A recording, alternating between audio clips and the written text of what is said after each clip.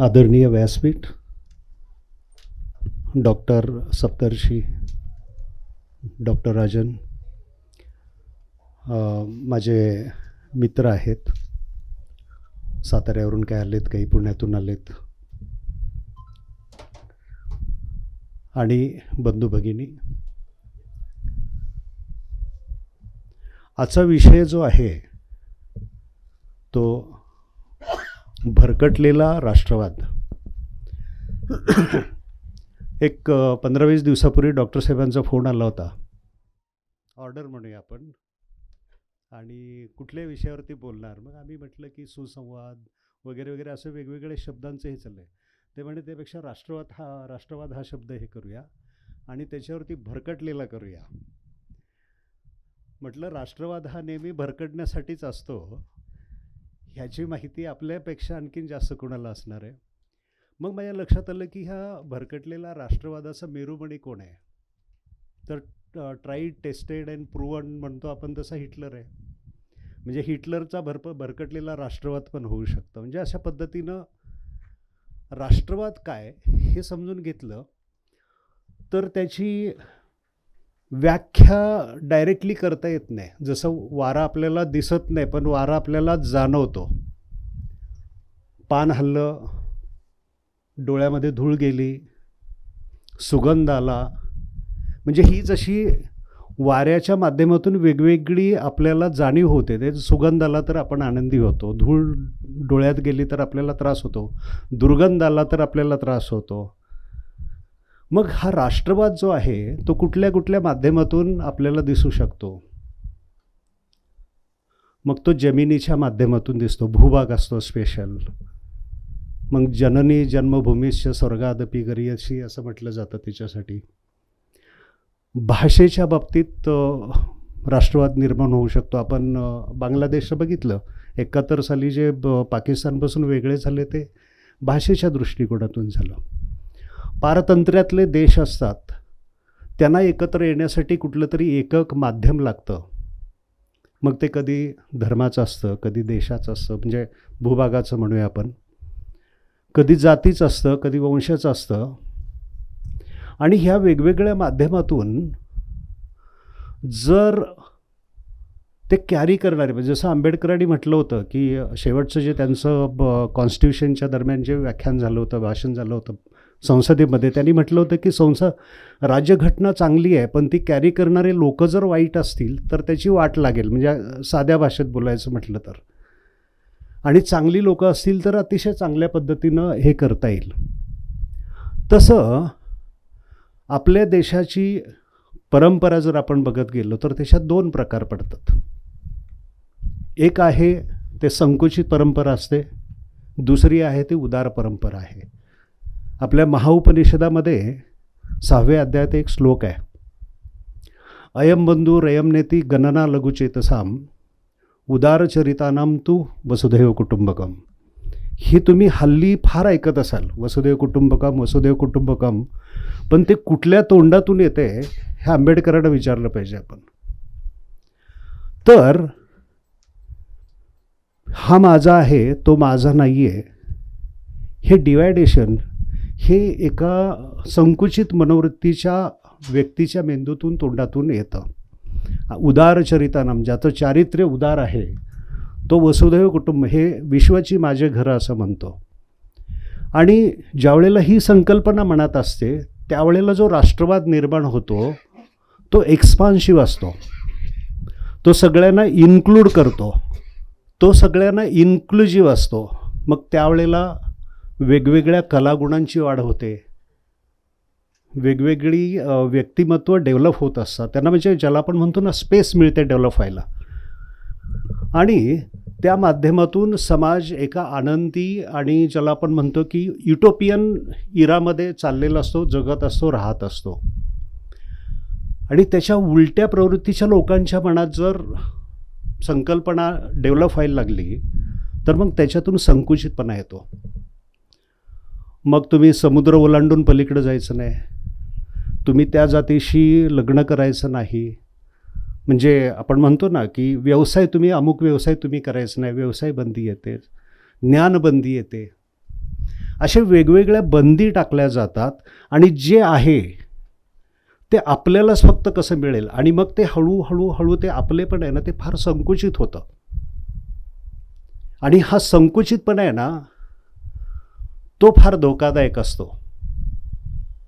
महाभारतामध्ये दुर्योधनाच्या तोंडी एक वाक्य टाकलेलं आहे, जानामि धर्म नचमे प्रवृत्ती, जानामि अधर्म नचमे निवृत्ती.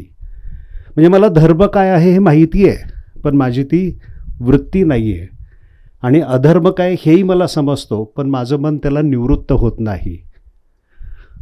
काल रात्री मी एक क्लिप बघितली, छोटीशी 1-1 मिनिटाच्या क्लिप असतात ना, आणि त्याच्यात हिटलर त्याच्या ह्याच्यामध्ये संसदेमध्ये राईस्टॅगमध्ये भाषण देतोय आणि तो म्हणतो की रुझवेल्टनी मला पत्र पाठवले किंवा आदेश दिलेला आहे, तुम्ही ह्या देशावरती आक्रमण करायचं नाही. आणि त्यांनी ते युरोपमधले, मिडल ईस्टमधले अशा बऱ्याच देशांची नावं घेतलेत आणि तो नावं वाचत असताना सगळेजण जे त्यांच्या संसदेत बसलेले ते अगदी व्यवस्थित पोट धरून हसतायत. म्हणजे ती जी ॲरोगन्सी आणि तो जो एक हे आलेला होता, ज्याला आपण म्हणतो की ताकदीचा दर्प आलेला होता, आणि त्या पद्धतीनं त्यांनी नंतर जो काही गोंधळ घातला तो आपण बघितलेलाच आहे. गांधीजींनी म्हटलेलं आहे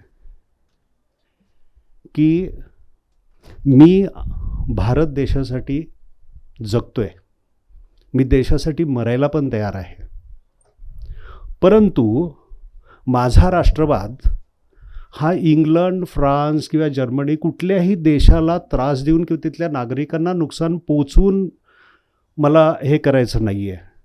माझ्या राष्ट्रवादामध्ये माझं भारताबरोबरच सगळ्या देशांवरती प्रेम आहे. म्हणजे ही जी एक्सपान्शनची जी भूमिका गांधीजींनी आपल्याला त्यावेळेला सांगितली. 1931ला ज्यावेळेला गांधीजी गोलमेज परिषदेसाठी गेले होते आणि तिथे एका इंटरव्ह्यूअरनी त्यांना विचारलं होतं की ब्रिटिश साम्राज्य तुम्हाला किती लवकर, म्हणजे तुम्ही जो लढा देताय तो कशा पद्धतीने आहे, तर ते म्हणे की ब्रिटिश सम्राटांनी पूर्णपणे भारतापासून वेगळं झालं पाहिजे, त्यांनी निघून गेलं पाहिजे, पण ब्रिटिश लोकांपासून आम्हाला वेगळं व्हायचं नाही आहे, त्यांच्या सुखदुःखात आम्हाला समानतेनं एकत्र आनंदाने सुख भोगायचं आहे. म्हणजे ही जी त्यांची मानसिकता होती, त्या मानसिकतेनं आपल्याला जो राष्ट्रवाद मिळाला तो पॉझिटिव्ह होता आणि त्याच्या विरुद्ध ज्यांची भूमिका होती तो भरकटलेला होता. आता भरकटलेला राष्ट्रवाद किंवा आंबेडकरांनी सांगितलं की ही चुकीची लोकं असतात की ज्यांच्या हातात जर घटना गेली तर ती वाईट असते.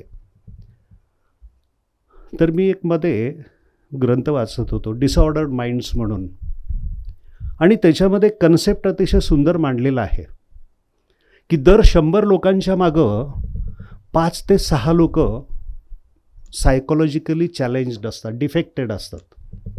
आणि त्यांनी त्या ग्रंथामध्ये उदाहरण दिलेलं आहे की दर 100 लोकांच्या मागं एक व्यक्ती सायकोपॅथ असते. सायकोपॅथ म्हणजे काय की एक साधं सरळ उदाहरण देतो. मध्ये मीरा रोडला एका व्यक्तीनं आपल्या बायकोचा किंवा मैत्रिणीचे शरीराचे 100 तुकडे केले, ते तळले, नंतर ते मिक्सरमध्ये टाकले. ऐकलं असेल तुम्ही.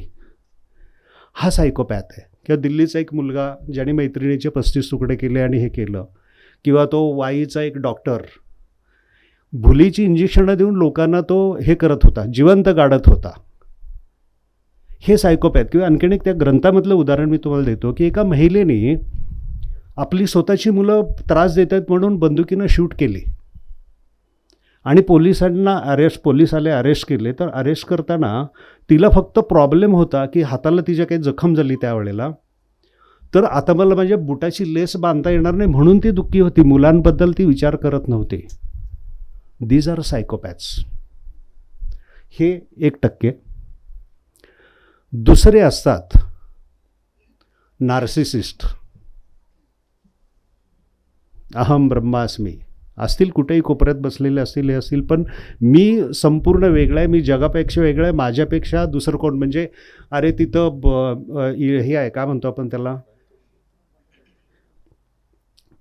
की आपण एखाद्या व्यक्तीला विचारलं की अरे ते 100 लोक परीक्षेला बसले, म्हणजे तो नापास होणार असतो, पण तो त्यावेळेला बोलेल की हू विल बी सेकंड. म्हणजे मी पहिला येणार आहे असं दरपोक्तीच असते त्याची.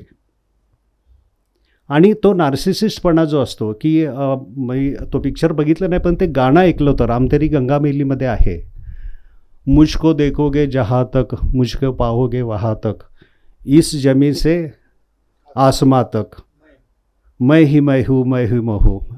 आलं ना लक्षात तुम्हाला? ही मानसिकता असते. हे 1% लोक असतात. आणि पॅरानॉइया म्हणून जे असतात ना, पॅरानॉइड, म्हणजे समजा मी आणि हे आम्ही गप्पा मारत बसलो आहे आणि तिसऱ्या एका माणसाने आमच्याकडे बघितलं आणि आम्ही नेमकं त्याच वेळेला त्याच्याकडे बघितलं, त्याला वाटणार हे माझ्याबद्दलच बोलत आहेत. These people are threat to me. आपण ह्यांचा जर निकाल नाही लावला तर हे आपला निकाल लावू शकतील. स्टॅलिनकडे बघा तुम्ही. स्टॅलिननं त्याच्या आयुष्यामध्ये क्रांतीमध्ये जे जे सहकारी होते ते सगळे संपवले. मिलिटरीमध्ये 1,44,000 अधिकाऱ्यांपैकी 15-20% अधिकारी, म्हणजे जवळजवळ 15-20,000 अधिकारी त्यांनी उडवले. ज्या लोकांच्या माध्यमातून त्या अधिकाऱ्यांचे खून केले, आता KGB म्हणतो आपण, पूर्वी काहीतरी वेगळं नाव होतं, तर त्या प्रमुखांना पण नंतर उडवले सतत. आणि ज्या वेळेला हिटलर आक्रमण करणार असे 76 रिपोर्ट्स त्याला दिले होते. किती? 76. एकदाही त्यांनी विश्वास ठेवला नाही माझ्यावरती हिटलर आक्रमण करेल. How he dare? शक्यच नाही. 76 त्याला सूचना मिळाल्यानंतर एकदाही त्याने त्याच्यावरती ॲक्शन घेतली नव्हती. हा झाला पॅरानॉइया. आता हे झाले 5, म्हणजे 4-4.5% हे असतात. असे 5-6% लोक 100मधून बाजूला काढायचे, राहिलेले काही 94-95% असतात. त्यांचं कसं आहे, हॅपी गो लकी, जगा आणि जगू द्या, कटकट नको. आणि त्याच्यात मग हुकुमशाह कसे तयार होतात? तर हुकुमशाह येतात लोकशाहीच्या माध्यमातूनच. आणि मग हळूहळू एक गोष्ट आपल्या ताब्यात घेतात. ब्रिटिशांनी जसा रौलट ॲक्ट केला होता, आपल्याकडं काही नवीन कायदे आता येत आहे, त्याच्यावरती तुम्ही सगळेजणच ज्ञानी असल्यामुळं मी फार त्याच्यावरती बोलायची गरज नाही आहे. आणि ह्या कायद्यांच्या माध्यमातून सगळी जी एक्सपान्शनची जी सिस्टीम आहे ती कशी कोलॅप्स करता येईल आणि आपल्याला पाहिजे त्या पद्धतीनं कसं वागता येईल हे त्यांच्या डोक्यात असतं. म्हणजे आपली उंची वाढवण्याच्या दुसऱ्याचे पाय जर कापले तर आपण उंच दिसू, ही मानसिकता असते. हिटलर कसा रेज झाला होता? 1924ला जे इलेक्शन झालं होतं, म्हणजे पहिल्यांदा 1919 हा वर्सायचा तह आपल्याला माहिती आहे की ज्याच्यात जर्मनीवरती थोडेसे नियम लादले गेले, अपमानित केलं गेलं.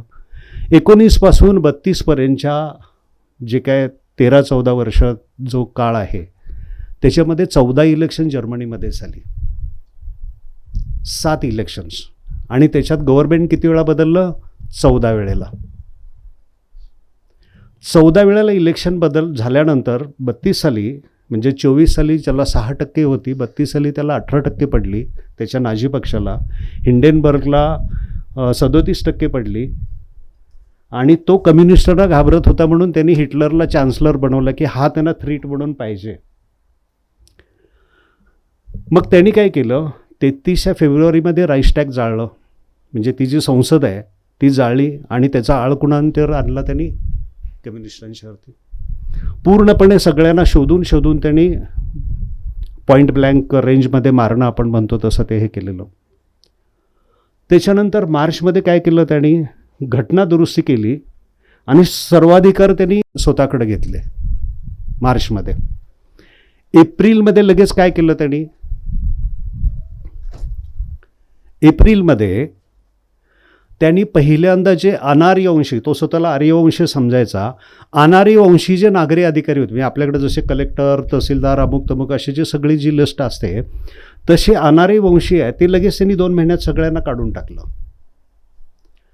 35 साली, म्हणजे 2 वर्षानंतर कायदा केला विवाहबंदी. विवाह म्हणजे आर्य, म्हणजे हिटलरचा जो वंश आहे त्या वंशातल्या स्त्रियांनी बाहेरच्या पुरुषांशी किंवा बाहेरच्या पुरुषांनी त्यांच्या स्त्रियांशी लग्न करायचे नाहीत, त्यासाठी त्यांनी बंदी घातली. पुढं 39-40च्या दरम्यान त्यांनी रोमा किंवा इतर जे हे म्हणतो ना आपण सिंटो वगैरे, तिथं ज्या अल्प जमाती आहेत आपण हे म्हणतो ना भटके हिप्पीज वगैरे असतं तशा. तर तशा लोकांना एकतर त्यांनी त्यांचं हे केलं, आपण काय म्हणतो नसबंदी काही लोकांची केली की त्यांचं जनरेशन वाढू नये. काही लोकांना त्यांनी मारून टाकलं. आणि जे अपंग आहेत, शरीराने अपंग आहेत की ज्यांचा क्रिएटिव्हिटीमध्ये उपयोग होणार नाही, अशी 1.5 लाख माणसं त्यांनी मारली. मग ते आर्यवंशीसुद्धा होते. म्हणजे हे जे आहे ना, हे माइंडसेट आहे ना, ते मगाच्या ते 5% माइंडसेट आहे. हुकुमशाही कधी येते की ज्या वेळेला असा नेता रेज व्हायला सुरुवात होते, अशा नेत्याच्या हातात सूत्र थोडी थोडी जातात, त्याच वेळेला अंधभक्त तयार होतात. आणि पुन्हा तशाच माइंडसेटच्या, आता मी तुम्हाला म्हटलं की फक्त नेत्यातच 5% लोक तशी असणार आहेत का? दर 100 लोकांच्या मागं, मग तो ख्रिश्चन असेल, ज्यू असेल, मुस्लिम असेल, हिंदू असेल, सगळीकडंच तशी 4-5% विकृत लोक निघणारच आहे दर 100 लोकांच्या मागं. मग असे अंधभक्त एक वेगळे असतात की आपल्यासाठी ईश्वरी अवतार आलेला आहे म्हणून. आणि हे जे असतात की जे याच्यामध्ये रक्तपातामध्ये आनंद घेणारे असतात. म्हणजे माओनी पहिला खून ज्या वेळेला बघितला होता त्यावेळेला त्याला जो आनंद झाला होता तो त्यांनी अतिशय, म्हणजे ज्याला आपण म्हणतो ना एखाद्याला साक्षात्कार झाल्यानंतर जसा आनंद होतो तसा माऊला झाला होता. त्यांनी ते नोट केलं आहे. आणि ज्या वेळेला त्यांनी काही 30-35 हजार लोकांना मारायचं होतं सगळ्यांना ॲट 1 पॉईंट, त्यावेळेला त्यांनी 30-35 लाख लोकांना ते बघण्यासाठी बोलवलं होतं, म्हणजे दहशत निर्माण करण्यासाठी. म्हणजे मी ही उदाहरणं का देतोय, तर ही 5% लोक लीडर, त्याच 5%तले काही अनुयायी, म्हणजे प्रत्येक गावात खेड्यात जे असतात ते अंधभक्त. आणि जर दुष्काळ असेल, बेरोजगारी असेल, युद्ध परिस्थिती असेल, तर हुकुमशाही येणं हे जवळजवळ ठरलेलं असतं. 1929ला जागतिक मंदी आली आणि हिटलरचं रेझिंग झालं आणि मग 60 लाख त्यांनी लोक मारली वगैरे, आपल्याला सगळं माहिती आहे. तुम्हाला एक सांगतो की 1943ला अमेरिकेने, म्हणजे 39-40ला जसं युद्ध सुरू झालं तसे सगळे हडबडले. म्हणजे चेंबरलेननी अगोदर हिटलरशी करार केला होता, बाकीच्यांना वाटत होतं की आपल्याला सोडून हिटलर दुसऱ्यांच्यावरती आक्रमण करणार आहे वगैरे असं. असे सगळे स्वांत सुखाय कंडिशनमध्ये होते. आणि ज्या वेळेला हिटलर आता युद्ध सुरू करतोय आणि सगळं हे करतोय, आणि मग त्यांनी हजारो स्पाईज जर्मनीमध्ये स्प्रेड केले, अमेरिकन CIA किंवा ज्या संघटनेत आहे. आणि 1943 साली त्यांनी त्याचा एक अहवाल तयार केला आणि अहवाल टेबल केला काँग्रेसमध्ये किंवा याच्यामध्ये. आणि तो 12 मार्च 68ला, म्हणजे 25 वर्षानंतर त्यांच्याकडं ओपन करतात. तो गुगलवरती अवेलेबल आहे. Psychological analysis of Adolf Hitler. Walter Sanger म्हणून त्याचा प्रमुख अधिकारी होता, त्याच्या नावाने तो आहे. आणि मी तो गुगलवरून डाउनलोड केला. त्यावेळेला 43 साली जे टायपिंग मशीन होती ना, त्या टाईप केलेल्या, करेक्शन्स केलेल्या, तसा तो 250 पानांचा 249 पेजेसचा अहवाल आहे. आणि त्याच्यावरती त्यांनी 700 पानांचं नंतर पुस्तकही लिहिलं आहे. त्याच्यात त्यांनी 4-5 भाग पाडले होते. की पहिला भाग आहे हिटलर स्वतःला काय समजतो. आणि मग त्याच्यात त्यांनी सांगितले की वेगवेगळ्या लोकांच्याकडून त्यांनी कलेक्शन केली ना माहिती. तर एकाला हिटलर म्हणतो, तुला माहिती आहे का की आत्ता तू सर्वश्रेष्ठ जर्मन माणसाच्या समोर उभा आहेस. दुसऱ्याने सांगितले की हिटलर त्याला सांगतो की आता जर्मनी कधीही पराजित होणार नाही, कारण जर्मनीचा काय अवतारी म्हणूया आपण, किंवा त्राता म्हणूया, किंवा काय कुठले शब्द आपल्याला वापरता येतील ते सगळे वापरूया, की आता तुमच्यासाठी तो आलेला आहे आणि आता तुम्हाला कधी हार होणार नाही. जर्मन जगामध्ये सर्वश्रेष्ठ होणार आहे. तिसऱ्याने वेगळ्याच गोष्टी सांगितल्या. म्हणजे ज्याला आपण म्हणतो की नाही, की तिसऱ्याने सांगितलं की त्याला हिटलरला एक बायबलसारखा ग्रंथ लिहायचा होता, की नंतर पुढं जर्मनवासियांना, युरोपवासियांना हा ग्रंथ पुढं बायबलपेक्षाही चांगला गाईड म्हणून उपयोगी पडेल, असा त्याला ग्रंथ लिहायचा होता. त्याची स्पर्धा येशू ख्रिस्ताशी होती. तो स्वतःला अवतार समजायचा. म्हणजे चमचे असतात ना, त्यातला हॅम्बर्गचा महापौर होता, तो म्हटलं होतं की आम्हाला ह्याची गरज नाही, ख्रिश्चन धर्मगुरू वगैरे जे असतात, हां, आम्हाला हिटलरच्या माध्यमातून ईश्वराशी कनेक्शन जुळवता येतं. एका चर्चनी सांगितलं होतं की हिटलर जे बोलतो त्याला ईश्वराचा आशीर्वाद आहे. दुसऱ्या अधिकाऱ्यांनी सांगितलं होतं की आमच्यासाठी हिटलरच येशू आहे, हिटलरच ख्रिश्चन धर्म आहे, आणि हिटलरच तिसरा काय तो सॅटन, काय म्हणता तुम्ही त्याला, सैतान, होली सैतानसुद्धा हिटलरच आमच्यासाठी आहे. म्हणजे अशा पद्धतीनं ते सगळं ज्याला आपण म्हणतो पोर्ट्रेट करणं. आणि काही लोकांनी सांगितलं, ज्याने त्याला पहिल्या भूमिकेत बघितला होता तो असा जर्मन लोकांच्या ह्याच्यानुसार बुटका होता, थोडंसं फतकल चालणारा, म्हणून त्याचे शूज जर तुम्ही बघितल्यानंतर जो मेकओव्हर केला त्याला, एकदम अशी सपाट छाती असणारा, आणि मग त्याला ते पॅडिंग करून हे करून जी इमेज त्याची नंतर तयार केली. म्हणजे एक ओल्डेवाड की काहीतरी एक असा टेकडी आहे, त्या धबधब्याच्या तिथे एक मोठं पोस्टर लागलं होतं त्या काळामध्ये, आणि त्या पोस्टरवरती लिहिलं होतं की we believe in holy Germany, Hitler is holy Germany, we believe in holy Hitler, किंवा फ्युरर वगैरे काय तुम्ही म्हणतात असं. परत एक असं पोस्टर केलं होतं तयार की हिटलरमध्ये त्याचा फोटोमध्ये आणि येशू ख्रिस्ताचे फोटो साईडला, कॅमोफ्लॉज वगैरे काय म्हणता ना तुम्ही त्याला, की वेगवेगळे येशूचे वेगवेगळ्या ह्याच्यातले फोटो साईडनी, आणि मध्ये हिटलरचा फोटो. म्हणजे अशा पद्धतीने इमेज तयार केली जाते. मग नॉन बायोलॉजिकल कुणाला व्हावं असं वाटतं, कुणाला वेगळ्या पद्धतीने हे करावं लागतं. म्हणजे ह्या ज्या इमेज बिल्डिंगमध्ये आपण ज्या वेळेला जातो त्याच्यामागं काहीतरी षडयंत्र असतं. नाहीतर गांधीजी फक्त 2 याच्यावरतीच राहत होते, तरी जगभरातल्या लोकांनी त्यांना हे केलं होतं. तुम्हाला लोकांच्या पुढं जाण्यासाठी ज्या वेळेला इमेज बिल्डिंगची हे लागते, त्याच वेळेला तुमच्या मनात काहीतरी चुकीचे भाव आहेत हे लक्षात येतं. मग आपल्याकडं ते हे अवतार आहेत, आणि कल्की अवतार आहेत, किंवा 11वे 12वे अवतार वगैरे, अशा पद्धतीनं जे सुरू होतं ते त्या पद्धतीनं चाललेलं असतं. त्याच्यानंतर काही लोकांनी त्याच्या आठवणी सांगितल्यात, म्हणजे सायकोलॉजिकली कसे हे डिफेक्टिव्ह पीपल असतात तसं, की हिटलर कधी कधी असा समजा सैन्यातल्या विद्वांना वगैरे भेटायला एके ठिकाणी गेला तो, आणि पहिलंच नेव्हीतल्या याच्या नेव्हीमध्ये काही युद्धामध्ये हे झालेल्या, आणि त्या महिलांना भेटायला गेला, आणि ती एक मुलगी महिला आणि तिचा 10 वर्षाचा मुलगा पहिल्यांदा भेटले. तो मुलगा थोडासा रडायला लागला, किंवा ती महिला हुंदके द्यायला लागली, ॲटोमॅटिकली होतं, आठवण येते ती. ते रडायला लागल्यानंतर हिटलर एवढा शॉकमध्ये गेला की तो बाकीच्या लोकांना भेटण्याच्या ऐवजी सरळ गाडी जाऊन बसला आणि निघून गेला.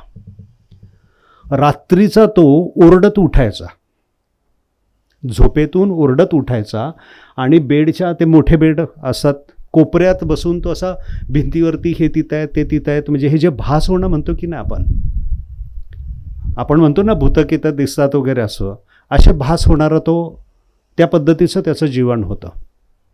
इन्फिरियर कॉम्प्लेक्समुळं तो काय करायचा, म्हणजे आतून प्रत्येकाला माहिती असतं आपण कोण आहे ते.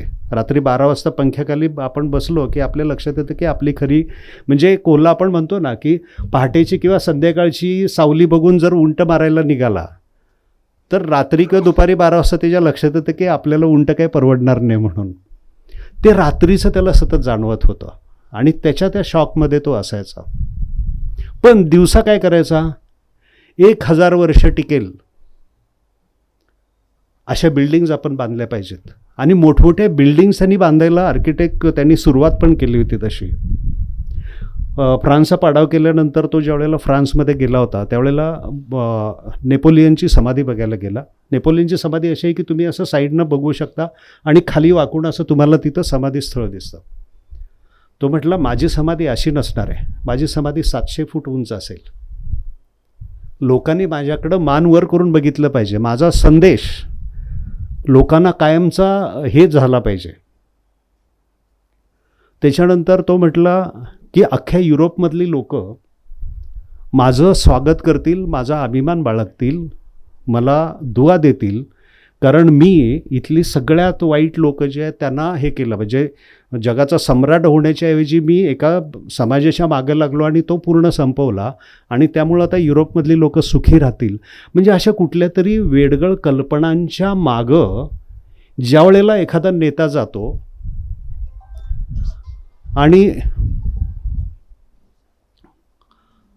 ज्या वेळेला एखादा नेता आणि त्याच्या मागं अशी लोकं जातात, तर एक उदाहरण मी आपल्याला देतो.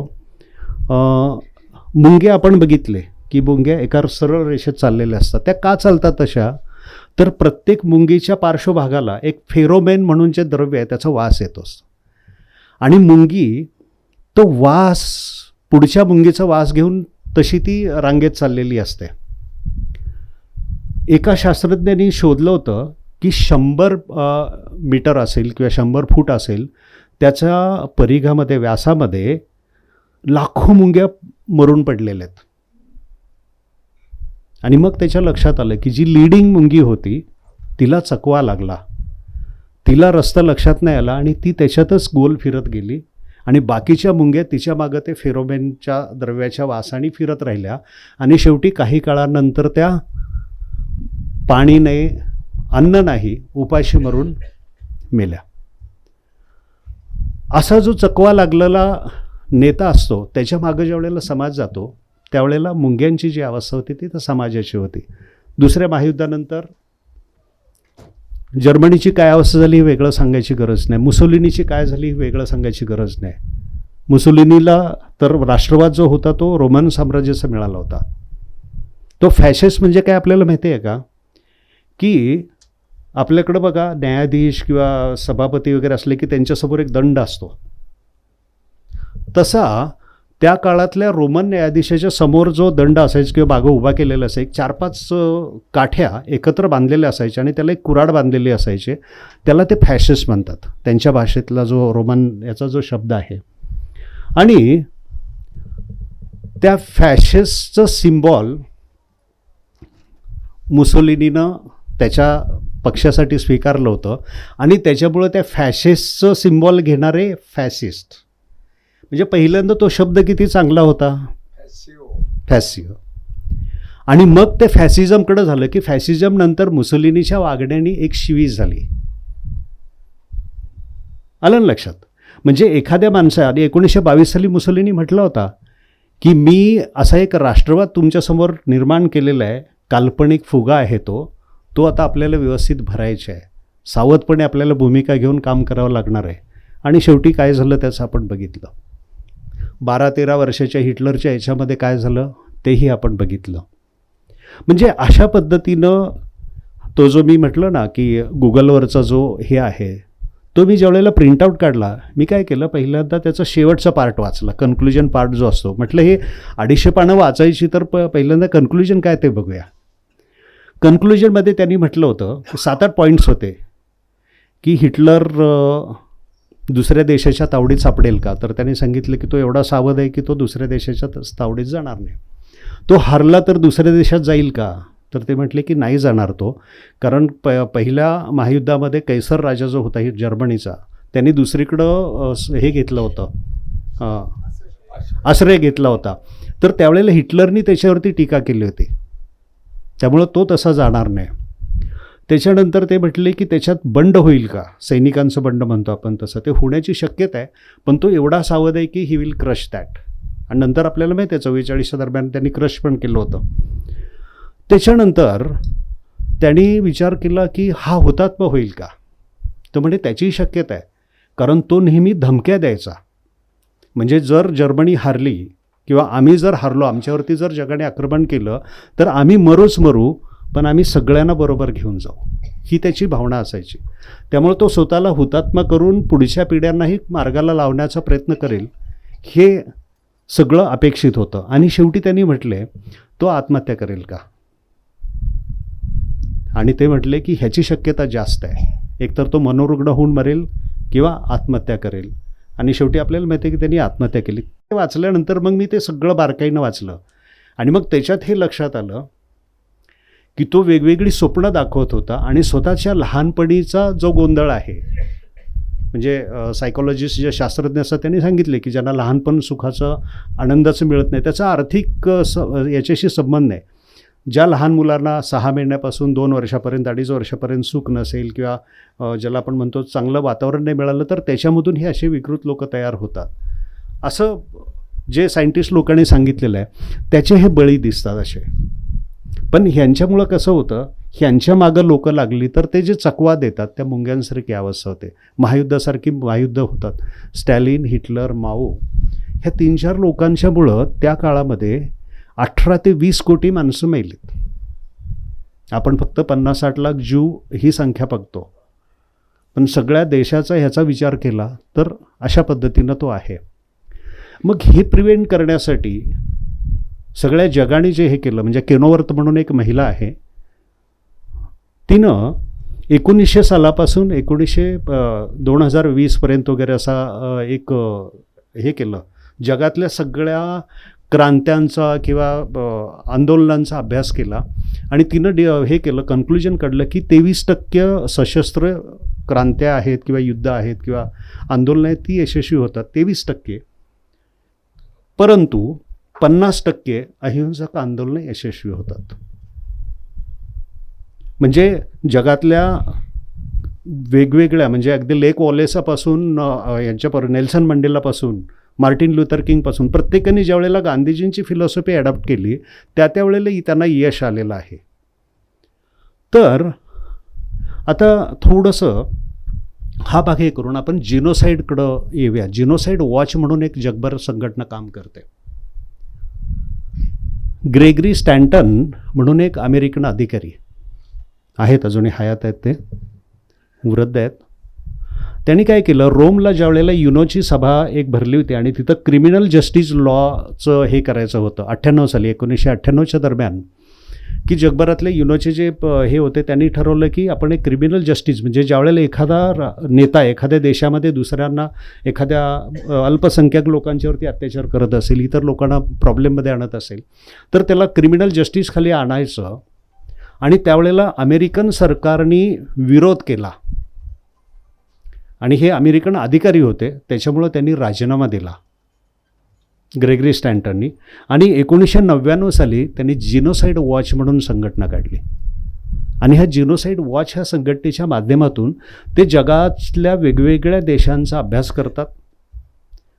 त्याच्या अगोदरही त्यांचं काम चालू होतं आणि ते कुठं जिनोसाईड होण्याची शक्यता आहे का, कुठं एखाद्या याच्यावरती ग्रुपवरती दुसरा ग्रुप हावी होतो आहे का, ह्याचा ते अभ्यास करतात.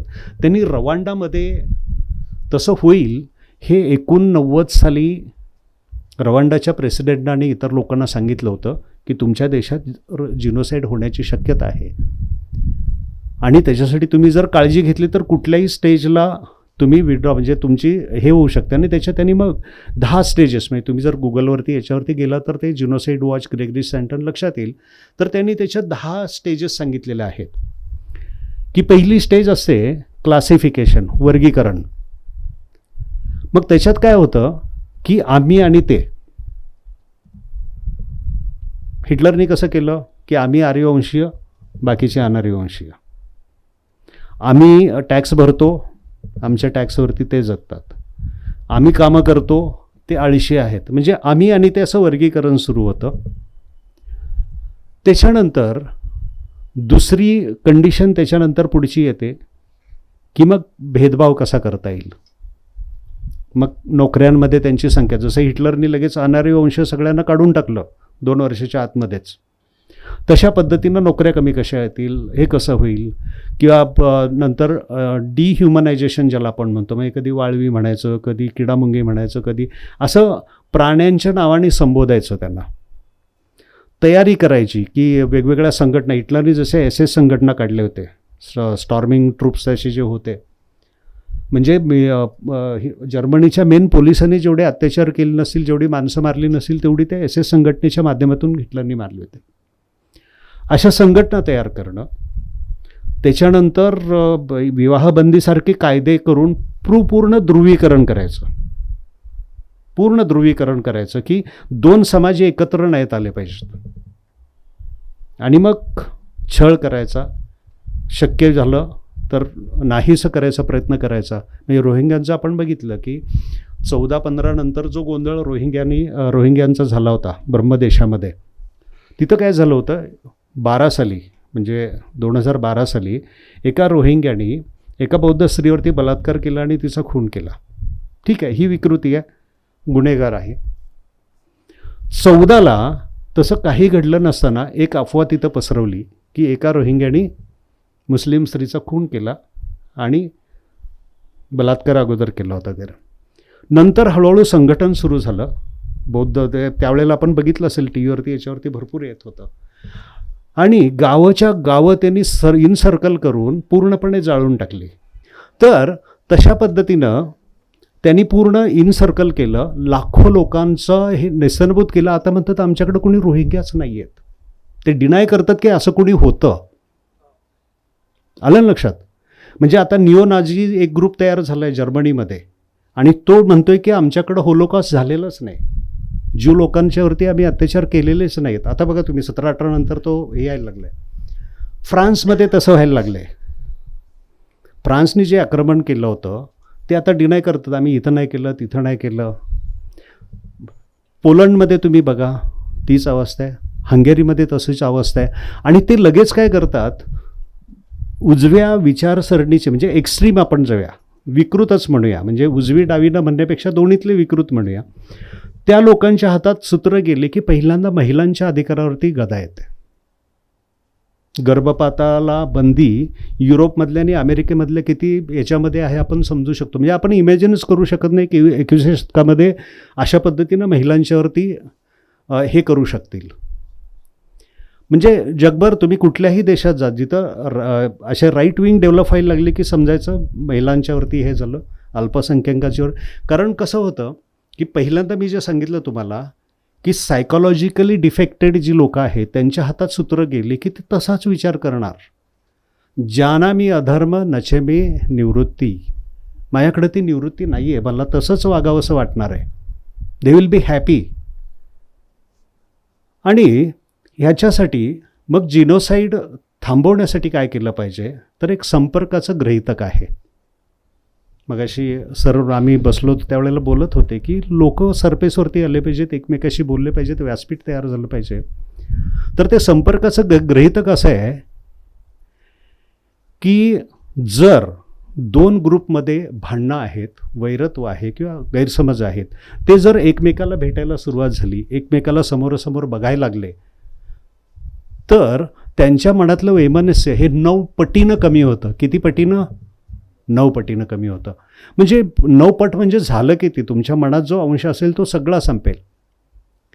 आणि त्यासाठी मग गांधीजींनी जसं सांगितलं होतं की जे ॲट्रॉसिटी करणारे त्यांना तुम्ही असहकार त्यांच्याशी हे केला पाहिजे, त्यासाठी सत्याग्रह केला पाहिजे, त्यासाठी तुमची युनिटी झाली पाहिजे. म्हणजे गांधीजींनी सूत्र ज्यावेळेला हातात घेतली त्यावेळेला एका वर्षात 60 लाख मेंबर वाढवले होते काँग्रेसचे.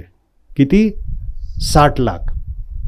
म्हणजे अगोदर जी फक्त लिखापडी करणारी वकिली वर्षातून 2-3 दिवस भेटायचं आणि वकिली ह्यानी आम्हाला हे अधिकार द्या, ते अधिकार द्या, अशी ठराव करायचे आणि ब्रिटिशांना पाठवून द्यायचे आणि नंतर वर्षभर फार काही करायचे नाही. ते सगळं स्टॉर्मसारखं, एका वादळासारखं गांधीजींनी जे बदललं, त्यांनी सगळा समाज सरफेसवरती आणला, महिलांना त्याच्यात आणलं, सगळ्यांना इन्क्लूड केलं. तर ह्या एक्स्ट्रीमिस्टला ज्याला आपण म्हणतो सोल्युशन, हे समाजाने म्हणजे 95% समाज जो आहे त्या समाजाने सरफेसवरती येणं आणि ह्या 5-6% लोकांचा जो काय एक्स्ट्रीमिटिझम आहे, भरकटलेला राष्ट्रवाद आहे, तो दूर केला पाहिजे. आणि मग त्यासाठी तुम्ही काय केलं पाहिजे की अति आज्ञाधारक बनलं नाही पाहिजे. म्हणजे आणीबाणीच्या वेळेला म्हटलं होतं ना की पत्रकारांना वाकायला सांगितलं ते रांगायला लागले वगैरे, असं कोण म्हटलं होतं. म्हणजे तुम्ही अति आज्ञाधारक झाला तर समोरचा माणूस ग्रँटेड घेतो तुम्हाला, समोरचा माणूस घाबरलेला असतो. तुम्ही जर मारामारी कधी केली असेल ना तर लक्षात येईल की मारामारी करणारा मोठा जरी वयाने असला, म्हणजे मोहम्मद अलीचं एक पुस्तक आहे ग्रेटेस्ट म्हणून, बॉक्सर जो आहे तो, तर त्यांनी त्याच्या आत्मचरित्रात लिहिले की मी वर्ल्ड चॅम्पियन झाल्यानंतर सुद्धा ज्यावेळेला मी ह्याच्यामध्ये म्हणजे शो मॅचेस असतात ना, त्या शो मॅचला जरी उतरलो रिंगमध्ये पाऊल टाकल्या टाकल्या माझ्या पोटामध्ये बटरफ्लायज येतात आणि मग मी सुरू झालं की मग मी मोहम्मद अली असतो. पण तो जो एक क्षण असतो तो बटरफ्लाय सगळ्यांचा असतो. तर तशा पद्धतीनं आपण जर स्ट्रॉंग राहिलो, जसं शेतकऱ्यांचे 3 हे झाले, आणखीन मगाशी कुठलं तरी नाव घेतलं होतं, आणखीन एक कायदा मागे घेतला, भाषेचा काहीतरी हे झाला, भाषेच्या दरम्यान वगैरे. तर असं होतं ते पहिल्यांदा ते अंदाज घेतात. म्हणजे तुम्ही जर ॲनिमल प्लॅनेट किंवा डिस्कवरी किंवा कुठली चॅनल बघितली तर ते प्राणी कसं अंदाज घेत असतात एकमेकाला मारताना किंवा हे करताना, आणि तो ओव्हर पॉवर होते लक्षात आल्यानंतर लगेच पळून जातात. हे ॲनिमल इन्स्टिंक्ट आहे. त्याच्यामुळं एकत्र येणं, वेगवेगळ्या संस्था संघटनांमध्ये आपलं प्रेझेन्स देणं, त्या संस्था टिकल्या पाहिजेत, कारण ते आपले ऑक्सिजन आहेत, आपल्याला जिवंत ठेवणारं ते सेंटर आहे, ते एनर्जी पॉईंट आहे. तो व्यवस्थित, म्हणजे धर्मो रक्षिती रक्षिता म्हटलं जातं, तुम्ही धर्माचं रक्षण केलं तर तो तुमचं रक्षण करेल. अशा ज्या संस्था आहेत, म्हणजे ही आपली गांधी भवन ही संस्था पण घ्या तुम्ही, अशा ज्या वेगवेगळ्या संस्था असतील त्या संस्थांमध्ये तुमचं प्रेझेंट असणं आणि तिच्या माध्यमातून तुम्ही स्वतःला एक्सप्रेस करणं, तुम्ही येऊन बसणं, हे सुद्धा तुमचं एक्सप्रेस होणंच आहे. तर अशा पद्धतीनं तुम्ही हे केलं पाहिजे. कुठंही ॲट्रॉसिटी होत असतील तर तुम्ही आवाज दिला पाहिजे, सपोर्ट दिला पाहिजे, तुम्ही प्रेमानं त्यांना सांगितलं पाहिजे की हां भिवू नकोस, पुढं मी काय बोलत नाही आहे. नाही, म्हणून मी म्हटलं की मी इथली जी व्याख्यानं आहेत ना, म्हणजे इथं जरी माझं कमी येणं जाणं झालं असलं तरी मी सप्तर्षी सरांचं अगोदरचं नंतरचं बोलणं आणि इतर वक्त्यांची मी ऑनलाईन सगळं बघतो, यूट्यूबवरती जे आहेत ते सगळं. त्याच्यामुळं मला इथं काय बोलायचं नाही आहे हे माझ्या लक्षात येतं की रिपिटेशन करायला नको.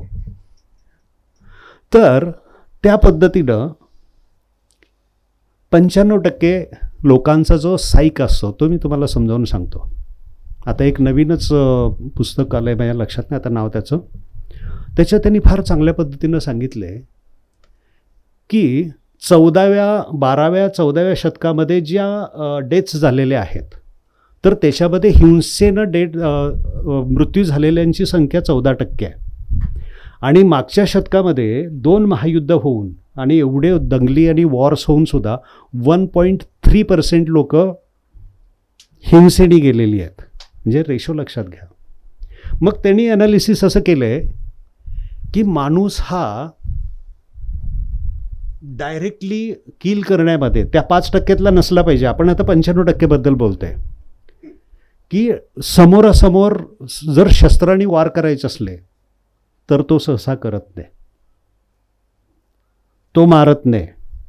युद्धात माणसं कशी जातात तर 5% लोक, म्हणजे ते जो ॲनालिसिस जे आहे ते मी सांगतो आहे की इतर काही कारणं असतात, तिकडे ॲक्सिडेंट झाला, जीप कोसळली, अमुक झालं, फिरणं जे असतं आपण म्हणतो आता विमानच कोसळलं काही संबंध नसताना, तशा ज्या डेथ्स होतात त्या 1% असतात. त्याच्यानंतर जी काय हातगाईची लढाई असते त्याच्यात 2% होतात. म्हणजे अशा किरकोळ याच्यामध्ये किंवा रसायनांचा वापर केला जात होता किंवा हे होता तर त्याच्यामध्ये 2%, असं एक 5% लोकांचं क्लोज रेंजमध्ये मृत्यू होतो. आणि भुसुरून पेरलेले असतात बघा, काही सैन्य येतं आहे पण कुठला सैनिक येतो हे माहिती असतं का? ज्यावेळेला तुम्ही 4 फुटावरती एकमेकासमोर तुम्हाला माहिती आहे की आपल्याला त्याला मारायचं आहे, पण ज्यावेळेला तुम्ही भुसुरून पेरता तुम्हाला माहिती आहे की तुम्ही कुणाला मारता नाही. तसे 10% रणगाडे किंवा व्हेकल्स उडवण्यासाठी जे सुरुंग पेरलेले असतात तसे 10%. आणि एअर बॉम्बिंग जे होतं, तोफांचं आणि एअर बॉम्बिंग, त्याच्यामध्ये 95 म्हणजे 75%, म्हणजे लॉंग डिस्टन्समध्ये किलिंग होतं ते 95% होतं, क्लोज रेंजमध्ये 5%. म्हणजे हा झाला सामान्य व्यक्तीचा, जगा आणि जगू द्या म्हणणाऱ्या व्यक्तीचा सायकोलॉजिकल ॲस्पेक्ट. आणि मग त्याच्यामध्ये हे जे 5% लोक आहेत ते सतत स्वतःला हे करतात म्हणतो आपण ना, सावध असतात. आणि जिथं मायनॉरिटी येते, जिथं कमी ग्रुप असतो तिथं ते हाराकिरीवरती येतात आणि त्यांच्याकडून जास्त हिंसा होऊ शकते. म्हणजे सावधपणे तुम्हाला कसं समाजामध्ये इनसर्कलिंग करायचं आहे. ते ॲनिमल प्लॅनेट जरी बघितलं तरी त्याच्यात लक्षात येईल की आपल्याला हिंस्र प्राण्यांना हे करायचं आहे, हँडल करायचं आहे. आणि ते करताना राष्ट्रवाद कसा भरकटणार नाही याच्याकडे गेलं पाहिजे. 1914ला पहिलं महायुद्ध सुरू झालं आणि 24 डिसेंबरची संध्याकाळ आहे. एका बॉर्डरवरती म्हणजे जर्मन सैनिक एका साईडला आणि ब्रिटिश सैनिक एका साईडला. नो मॅन्स लँड म्हणून एक हे आहे, डॉक्युमेंटरी आहे, तुम्ही कधी कोणी बघितलं तर. आणि तिच्यात हे 50-60 मिनटाची ती डॉक्युमेंटरी आहे. तर त्या डॉक्युमेंटरीमध्ये त्यांनी सांगितले की 24 डिसेंबरची रात्र म्हणजे तुमचे ख्रिश्चन समाजामध्ये जो हे असतो अगोदरचा महत्त्वाचं जे रात्र असते, तर त्यावेळेला जर्मन सैनिक संध्याकाळच्या मेणबत्त्या पेटवल्या आणि त्या प्रार्थना म्हणायला लागले. ॲटोमॅटिकली इकडं ह्या खंदकात असलेल्या ब्रिटिश लोकांनी त्यांना रिस्पॉन्ड केलं, इकडं मेणबत्त्या पेटवल्या आणि तीच प्रार्थना त्यांनी म्हणायला सुरुवात केली. दुसऱ्या दिवशी दोन्ही साईडचे सैनिक एकमेकाला भेटले, एकमेकाला गिफ्ट दिल्या, व्हॉलीबॉलच्या काय फुटबॉलच्या काय मॅचेस असतात त्या त्यांनी खेळल्या आणि नंतर ते विसर्जित झाले. त्यावेळेला एकाच माणसाने ऑब्जेक्शन घेतलं होतं, तो होता ॲडॉल्फ हिटलर. तो त्यावेळेला जर्मन सैन्यात होता आणि हे असं झालं नाही पाहिजे, एकमेकाचा संपर्क नाही झाला पाहिजे, ही मानसिकता फक्त त्याची होती. बाकी कुठल्याही सैन्यानं तसा प्रॉब्लेम नव्हता. हिटलरच्या त्या सायकोलॉजिकल ॲनालिसिसमध्ये त्याच्या ड्रेसमध्ये बघा तुम्ही, तो फर्स्ट डिग्री आयर्न जो काय असतो ना, तो एक पुरस्कार काय ते मिलिटरीचा आयर्न क्रॉस फर्स्ट डिग्री, तो नेहमी बाळगायचा, त्याच्या छातीवरती लावायचा. आणि तो मिळवण्यासाठी पहिल्यांदा सेकंड डिग्री मिळवावा लागतो. म्हणजे आपल्यात आहे ना ते पद्मभूषण मिळण्याच्या अगोदर पद्मश्री किंवा असं काहीतरी स्टेजेस आहेत बघा त्या. तर तशी ती स्टेज आहे की पहिल्यांदा सेकंड क्लास तुम्हाला आयर्न क्रॉस मिळाला पाहिजे आणि मग तुम्हाला फर्स्ट क्लास मिळतो. तर त्यांनी त्याच्या याच्यामध्ये दंतकथेमध्ये जे निर्माण केलं होतं ते असं होतं की त्यांनी पहिल्या महायुद्धामध्ये एकट्याने 12 फ्रेंच सैनिक पकडलेत आणि त्याच्यातला एक अधिकारी होता. अधिकाऱ्यासहित 12 लोकांना त्यांनी एकट्याने पकडलं म्हणून त्याला तो दिला आहे. आणि त्याच्या त्या तारखा त्यांनी काहीतरी एक तारीख 4 ऑगस्ट दिलेली आहे 18ची आणि दुसरी काहीतरी 24 किंवा ऑक्टोबर वगैरे काहीतरी 4 ऑक्टोबर अशी दिलेली आहे. म्हणजे असं सगळं वेग असतं. पदव्या दाखवण्याची जी पद्धत सुरू झाली ती हिटलरपासून झालेली आहे. आलं ना लक्षात. आणि त्याच्यामुळं तुम्ही बघितलं असेल की तो ज्या पद्धतीनं बोलायचा, तर तो त्यावेळेचं दूरदर्शन आणि याच्यावरती आकाशवाणीवरती पण तो रेग्युलर बोलत होता. फक्त मला त्या ह्याच्यामध्ये समजलं नाही की तो पत्रकार परिषदा घेत होता की नव्हता. म्हणजे त्या ॲनालिसिसमध्ये मला कुठं ते सापडलं नाही की असं कुठं आहे का त्याचं की पत्रकार परिषदा तो कसा घेत होता, काय करत होता. म्हणजे ही जी लोकं आहेत ना ही स्वतः घाबरलेली असतात आणि त्याच्यामुळं समाजाला भरकटवत नेत असतात. आणि आपण जर गांधीजींचा मार्ग स्वीकारला आणि त्या पद्धतीनं समाजाकडं बारकाईनं जर आपण विचार करायला सुरुवात केली आणि थोडंसं म्हणजे प्रत्येकाने काय करायचं आहे, तो गाभारा भरणं ज्याला आपण म्हणतो की नाही, की प्रत्येकानं स्वतःला शक्य आहे तेवढंच त्याच्यात टाकायचं आहे. फार अशी प्रॉमिसेस द्यायची गरज नाही आहे. शेवटी समाजाचा एक टोटल साईक असतो ना, तो एकदा उभा राहिला. म्हणजे आपल्या भारतीय समाजानं नेहमीच हे केलेलं आहे की ज्या वेळेला गरज असते त्यावेळेला टोटल साईक एकदम बदलतो आणि नंतर पुन्हा तो सुस्त होतो. तो टोटल साईक बदलण्याची वेळ अधूनमधून येत असते आणि त्याला प्रिपेअर करण्यासाठी ह्या संस्था ज्या असतात त्या महत्त्वाच्या असतात. आता आपल्या देशामध्ये जो राष्ट्रवाद डेव्हलप झाला तो पारतंत्र्याच्या गोंधळामुळं, म्हणजे पारतंत्र्यात आपण गेलो. पण तो आपल्याकडं आला कसा ते आपण समजून घेऊया. 15 ऑगस्ट 1076 आणि 6 जानेवारी 1266 ह्या 190 वर्षामध्ये युरोपमध्ये जिहाद आणि क्रुसेड ही 7 मोठी युद्ध झाली होती. म्हणजे मुस्लिमांच्याकडून त्याला जिहाद म्हटलं जायचं, ख्रिश्चन त्याला क्रुसेड म्हणायचं. आणि ते ह्याच्यात नेहमी व्हायचं. त्याच्यामध्ये जेरुसलेमचा तर इतिहास आहे की ते किती वेळा जाळलं गेलं, किती वेळेला कुणी कुणाला किती वेळा मारलं, किती वेळा कुणाच्या हातात गेलं, त्याचं एक वेगळाच हिस्ट्री आहे. तर त्यावेळेला काय झालं की मुस्लिमांच्या म्हणजे ऑटोमन साम्राज्य वगैरे जे डेव्हलप झालं होतं त्याच्यामुळं काय झालं, मधला जो मार्ग होता तो ब्रिटिश ख्रिश्चन लोकांना बंद झाला भारताकडं किंवा याच्याकडे येण्यासाठी. आणि त्यांच्याकडं कथानकं किंवा दंतकथा अशा होत्या की एक प्रेस्टर जॉन म्हणून एक राजा आहे भारतामध्ये. म्हणजे ख्रिश्चनांची इडन गार्डन भारत आहे. त्यांच्या ग्रंथांमध्ये जी इडन गार्डन सांगितली जाते ना, तो भारत आहे. आणि तिथं एक ख्रिश्चन राजा आहे प्रेस्टर जॉन, त्याची 14 राजे त्याचे सहकारी आहेत आणि 72 राजे त्यांनी मांडलिक केलेले आहेत. आणि आपण असं समुद्रमार्गे कुठून तरी वेगळ्या रस्त्याने तिथं गेलं पाहिजे आणि त्याला आपल्या धर्माविरुद्ध होत असलेल्या लढ्याची माहिती देऊन त्यांनी तिकडून आणि आपण इकडून असं मध्ये मुस्लिम साम्राज्य हे करायचं, काय म्हणतो आपण त्याला, हां करेक्ट. तर मग त्यांनी सुरू कसं केलं तर 1420च्या दरम्यान हेनरी द नेव्हिगेटर म्हणून एक याचा राजा होता पोर्तुगालचा. आणि त्या राजाने आपल्या खलाशांना सांगितलं की तुम्ही असं आफ्रिकेला हे करायला सुरुवात करा. मग एक समजा 1-2 जहाजं निघाली, ते एक 100-200 किलोमीटर जायची, मॅप तयार करायची, परत माघारी यायची. त्यावेळेचं सगळ्यात मोठं संशोधन म्हणजे आता अणुबॉम्ब कसा तयार करायचा हे जसं संशोधन कोणी कुणाला विकत नाही देत नाही वगैरे असं जे चाललेलं आहे, त्यावेळेला मॅप कोणी कुणाला देत नव्हतं. तर ते मॅप एवढे सिक्रेट असायचे की ते राजाला दिले जायचे. मग राजा तो दुसरा ग्रुप तयार करायचा, त्या ग्रुपने पुन्हा ते 200 किलोमीटर क्रॉस करून पुन्हा 100-200 किलोमीटर पुढं जायचं, तिथला मॅप करायचा.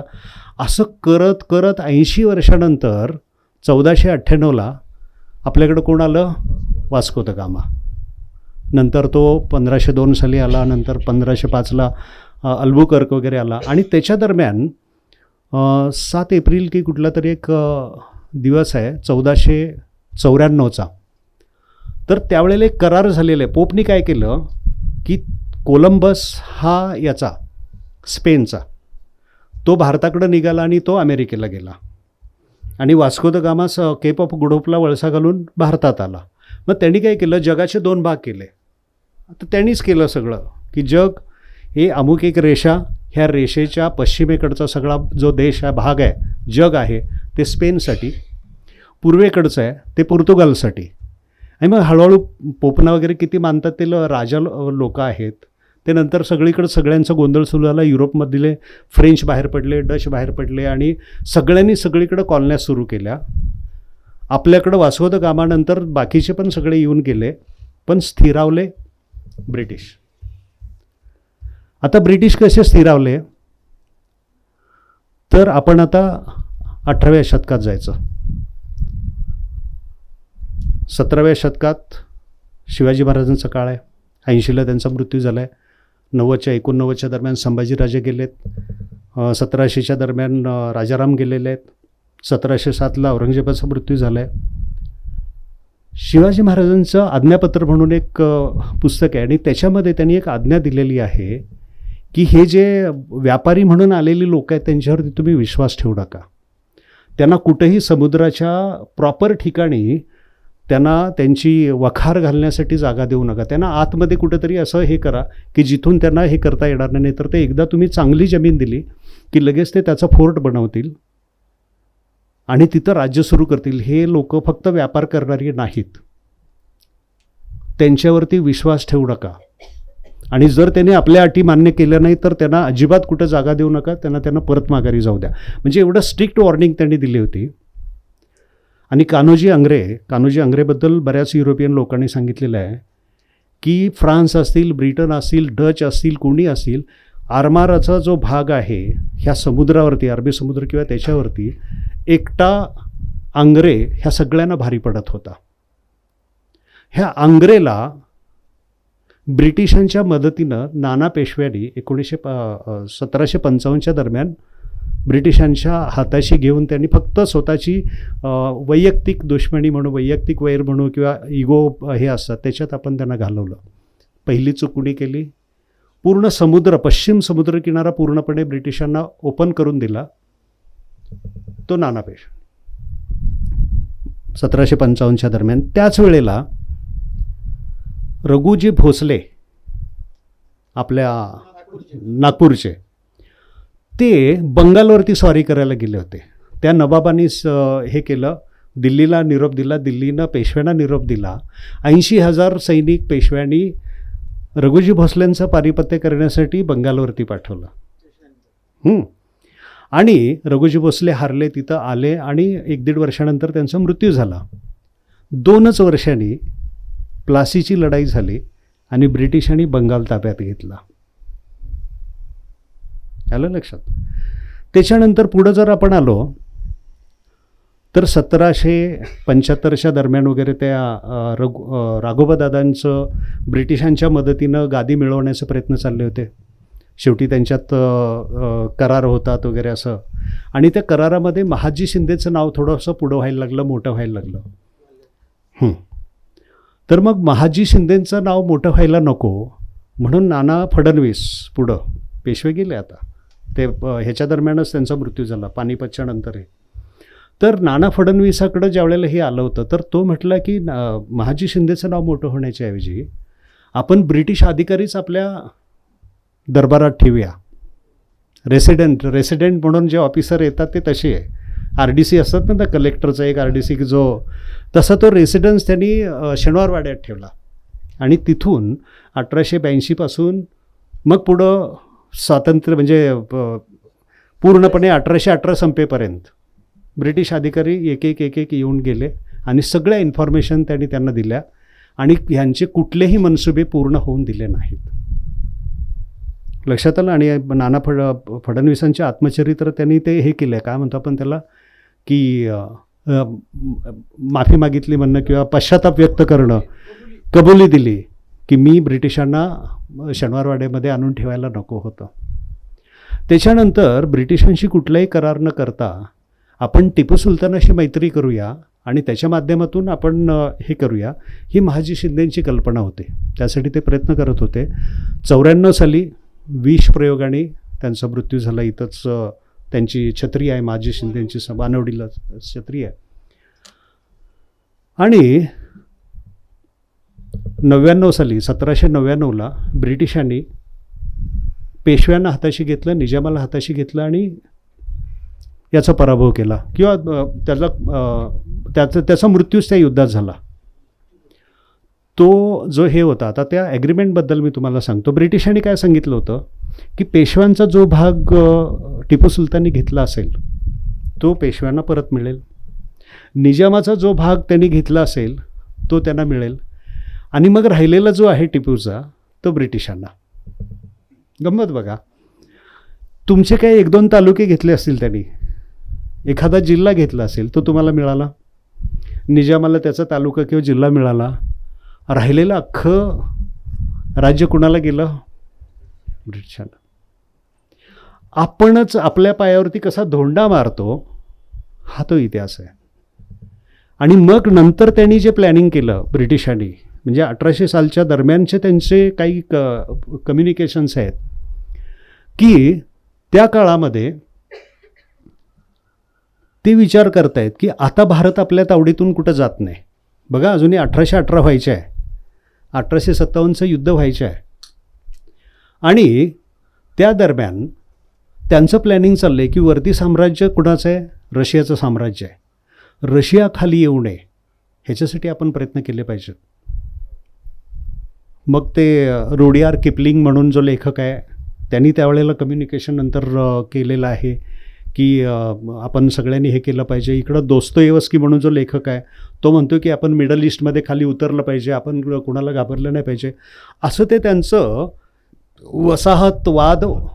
त्यावेळेला रशिया सम्राट होती आणि रशियाची भीती ही इंग्लंडला नेहमी असायची की आपलं साम्राज्य इकडं याच्यामध्ये ईस्टर्न भागामध्ये रशियामुळं ब्रेक होईल, आपण रशियावरती हे केलं. त्या दोघांचं युद्ध कधी झालं नाही, पण सतत ज्याला कोल्ड वॉर आपण म्हणतो की नाही ते ब्रिटिशांचं तेव्हापासून होतं.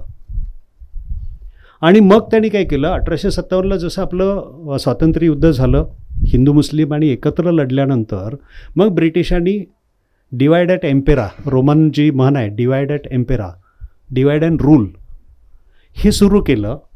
मग अयोध्येचं प्रकरण काढलं.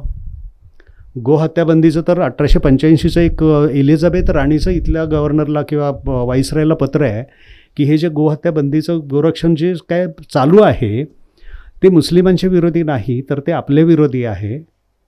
कारण त्या चळवळीमध्ये हिंदू होते, मुस्लिम होते, ख्रिश्चन होते, पारशी होते, सगळेजण त्या ह्याच्यामध्ये होते, मोर्चामध्ये किंवा ह्याच्यामध्ये. पण मग ब्रिटिशांनी व्यवस्थित ते मुस्लिमांच्याकडे टार्गेट करून टाकलं आणि मग ते वाचवण्यासाठी गांधी नेहरूंनी कायमचा प्रयत्न करत गेले. 1906ला ही स्थापन झाली, मुस्लिम लीग स्थापन झाली. कशी स्थापन झाली? 1905ला बंगालची फाळणी केली होती, ती लोकांनी एकत्र येऊन संपवली. मग आता काय केलं पाहिजे, तर बंगालमधल्याच नवाबाला पैसे देऊन हे करून त्याला पुढं केलं आणि ते जमीनदार वगैरे जे लोक असतात त्या लोकांना एकत्र करून पहिल्यांदा मुस्लिम लीग स्थापन केली.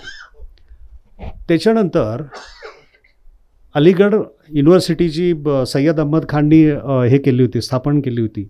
तिथला जो प्रिन्सिपल ब्रिटिश होता, अलीगडची, तर तिथला जो प्रिन्सिपल ब्रिटिश होता तो व्हाईसराय आणि त्याच्या PA कनेक्टेड होता आणि तो तिथल्या लोकांना हे करत होता की तुम्ही या पद्धतीनं जा, तुम्ही ह्यांना भेटा, व्हाईसरायना भेटा आणि तुम्ही वेगळा मतदारसंघ, वेगळ्या हे मागा. आणि ते मागायला गेले आणि त्यांना लगेच त्या मंजूर झाल्या. त्यावेळीची जी व्हाईसरायची मिंटोची जी पत्नी होती तिने लिहिले की आता 6 कोटी लोक आपल्या विरुद्ध लढणार नाहीत ह्याची सोय आपण केली. ते क्रॉस करण्यासाठी किंवा त्याला हे करण्यासाठी तुमचा लखनौ करार आला 16 साली. लखनौ करार आला, नंतर खिलाफत चळवळ आली.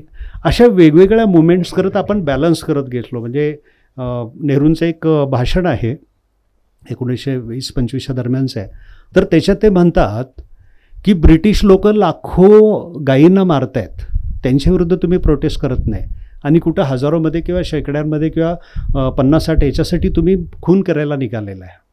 पहिल्यांदा तुम्ही त्यांच्याविरुद्ध प्रोटेस्ट केलं पाहिजे तुम्हाला जर रक्षण करायचं असेल तर.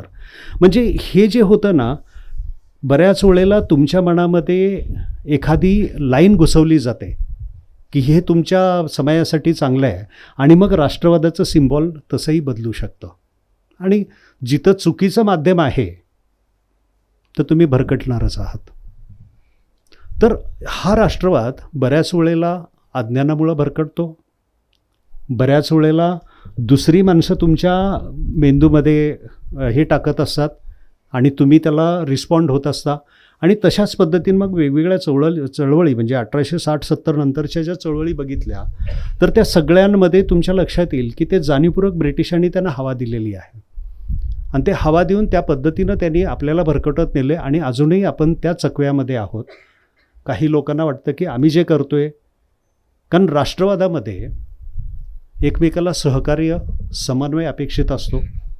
एखादी घोषणा राष्ट्रवादाची असायची गरज नसते. तुम्ही अमुकच म्हणा, अमुक जय म्हणा, अमुक मातरम म्हणा, अमुक ते करा, तमुक करा, असं जे काय सगळं चाललेलं असतं ना, एखाद्या व्यक्तीला राष्ट्रप्रेम असेल ना तर ती कुठल्याही माध्यमातून व्यक्त होऊ शकते. त्याचे शेकडो मार्ग असू शकतात. एखाद्या कुठल्या तरी माणसाने ठरवलं की ही घोषणा दिली तरच तुम्ही देशभक्त आहात, राष्ट्रभक्त आहात, राष्ट्रवादी आहात, तर तसं होत नाही. आणि हे समजून घेण्यासाठी 95% लोक वाट बघत असतात. त्यांच्यापर्यंत कुणीतरी पोचलं पाहिजे आणि त्यासाठी माध्यमं आणि त्यासाठी संस्था आणि आपल्याकडे आयडॉल्स आहेत. म्हणजे गांधी नेहरूंसारखे जर आयडॉल आपल्याला इथं मिळालेले आहेत. आपण फार नशीबवान आहोत की स्वातंत्र्य आपल्याला मिळालं आणि त्याच वेळेला स्वातंत्र्य मिळण्याच्या वेळेला ही लोक लीडर म्हणून आपल्याला होते. दुसरे असते तर आत्तापर्यंत आपलं त्या वेळेला किंवा त्याच्यानंतर जे लीडर्स स्वतंत्र झाले त्यातल्या नंतर किती लीडरनी नंतर हुकुमशाही आणली आपण जस्ट अभ्यास केला तर लक्षात येतो. आफ्रिकेमध्ये, आपल्या आशियामध्ये सुद्धा. म्हणजे लोकशाहीच्या मार्गाने ते स्वतंत्र झाले आणि त्याच्यानंतर एकदा खुर्ची मिळाल्यानंतर ती सोडायला नको म्हणून मग त्यांनी हुकुमशाही आणली आणि पुन्हा त्यांनी एरे माझ्या मागले अशीच वृत्ती सामान्य लोकांची केली. लोकशाही म्हटलं की लोकांनी लोकांसाठी लोकांच्या माध्यमातून केलेली एक समाज यंत्रणा आहे. राजेशाही होती, सरंजामशाही होती, एखादा वंशवाद असतो, असे वेगवेगळे जे वाद असतात त्याच्यातली ट्राईड अँड टेस्टेड म्हणून लोकशाही. पण ही लोकशाही कुठल्या व्यक्तींच्या हातात गेली पाहिजे, तर जे हेल्दी आहेत मनाने, शरीराने, सामाजिक आशय ज्यांना समजतो, इतरांचं दुःख समजण्याची इम्पॅथी ज्यांच्यामध्ये आहे, अशा लोकांच्या हातात सूत्रं गेली पाहिजेत. नाहीतर मग आपण बघतो की जसं जहाज बुडायला लागलं की पहिल्यांदा बाहेर कोण पडतं, उंदीर पडतात. तसे बाहेर पडणारे लोकही आपण बघतो. राजकीय लोकांच्यात आपण जे आत्ताचं इकडं तिकडं पळणं बघतोय, तर ह्या लोकांच्यावरती विश्वास ठेवून आपण जे कराच्या माध्यमातून, याच्या माध्यमातून सगळं जे काही त्यांच्या हातात दिलं आहे, त्यांच्या संपत्त्या बघा. म्हणजे ज्या वेळेला यशवंतराव चव्हाण गेले त्यावेळेला त्यांची काय प्रॉपर्टी शिल्लक होती माहिती आहे? 26,000 फक्त होते. लालबहादूर शास्त्री गेले त्यावेळेला त्यांचं काय होतं, बरोबर? सरदार पटेलांची कन्या आयुष्यभर 1 बेडरूम किचनमध्ये राहत होती. आणि आपला एक नगरसेवक 1 वर्षात पजेरो आणि फॉर्च्युनर, आणखीन कुठल्या त्या स्टँडर्ड गाड्या कुठल्या आहेत. काल मी मुंबईवरून येताना तो ड्रायव्हर मला सांगत होता की सर ही गाडी आता ह्याच्यावरती आहे, मार्केटमध्ये बऱ्याच गाड्या हे होतात आहे ना. तर तसं ते स्टेटस सिम्बॉलमध्ये हे होतात. कसं शक्य आहे त्याला? ते डिसेंट्रलायझेशन पॉवरचं होणं त्यासाठी गरजेचं आहे. माझा एक मित्र आहे, कलेक्टर होता. तो काय करायचा, गावात जायचा आणि गावी जाऊन तो त्या गावातली स्कीम सगळ्या गावकऱ्यांना सांगायचा. असं थँक्यू. आणि मी त्याला म्हणायचो की अरे भ्रष्टाचार तर होणार ना? तर म्हणे नक्की होणार, पण तो पैसा एकाच माणसाच्या खिशात न जाता हा समोरचा आपली तक्रार करेल म्हणून त्याला ते द्यायला लागायचं. आलं ना लक्षात?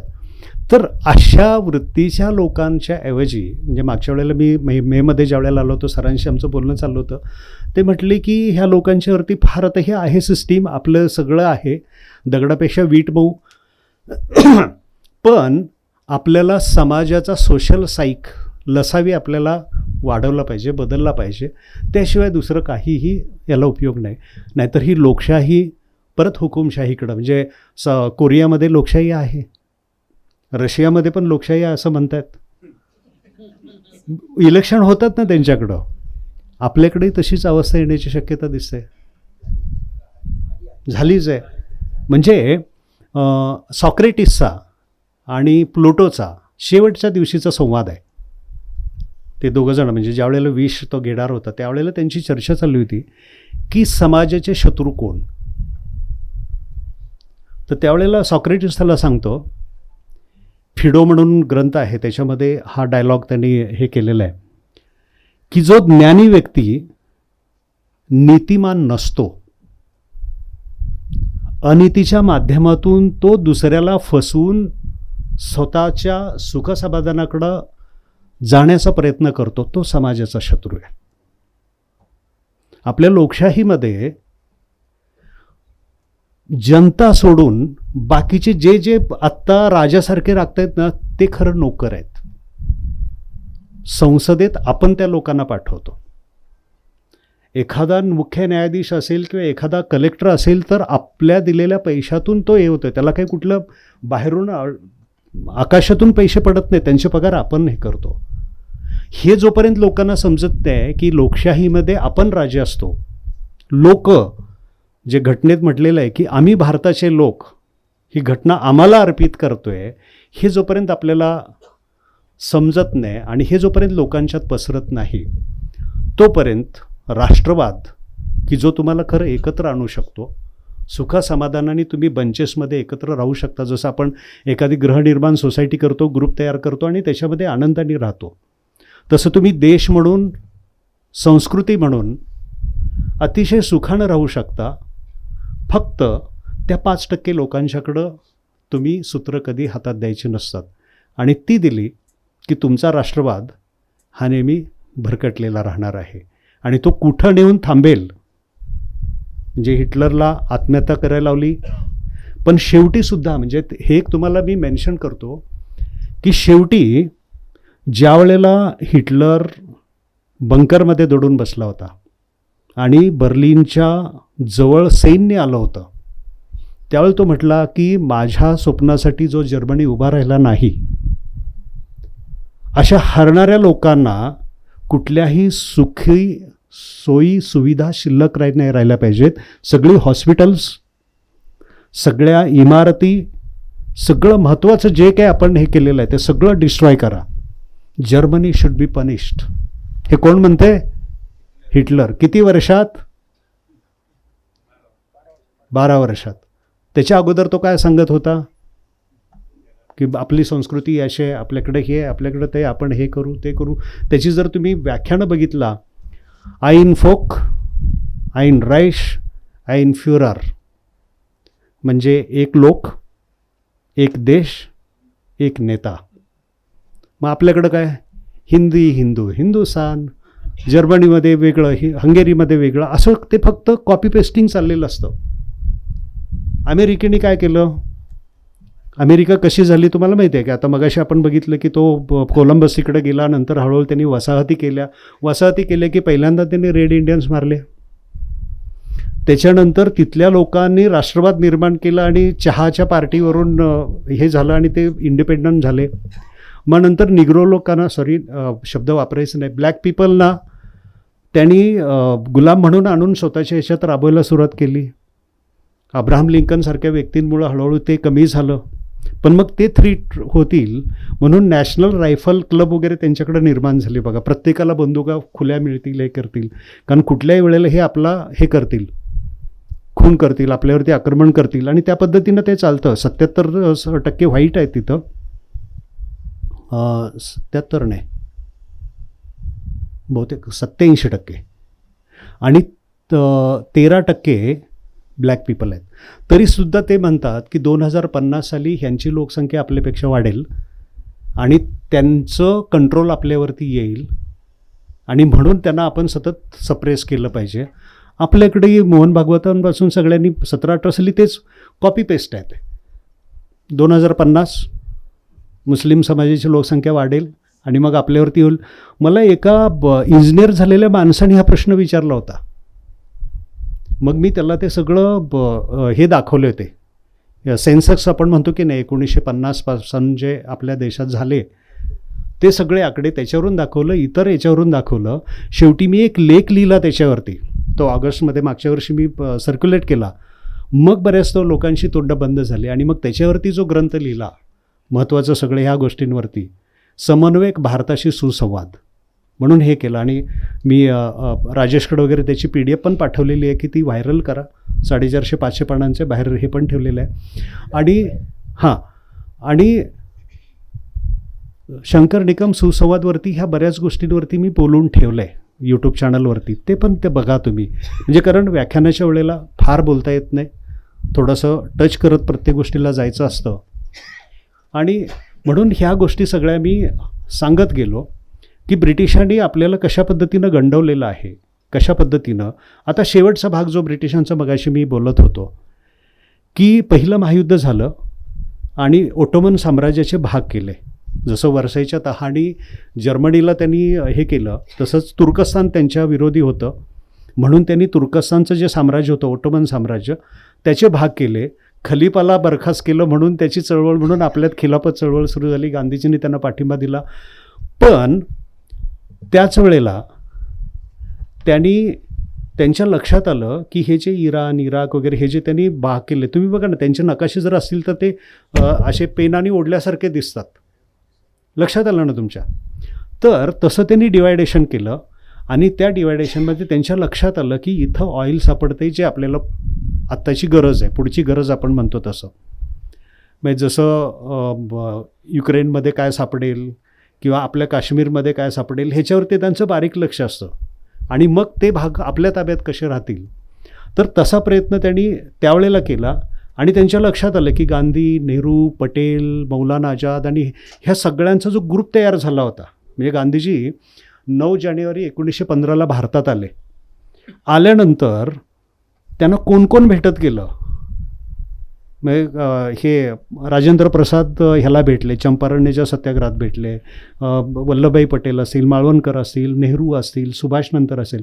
असं त्या एक पहिल्या 8-10 वर्षातच हे सगळं जे ग्रुप तयार झाला ना, नंतर जो स्वातंत्र्य 30 वर्ष पुढे जे लढले ते सगळे त्यावेळेला एकत्र आलेत.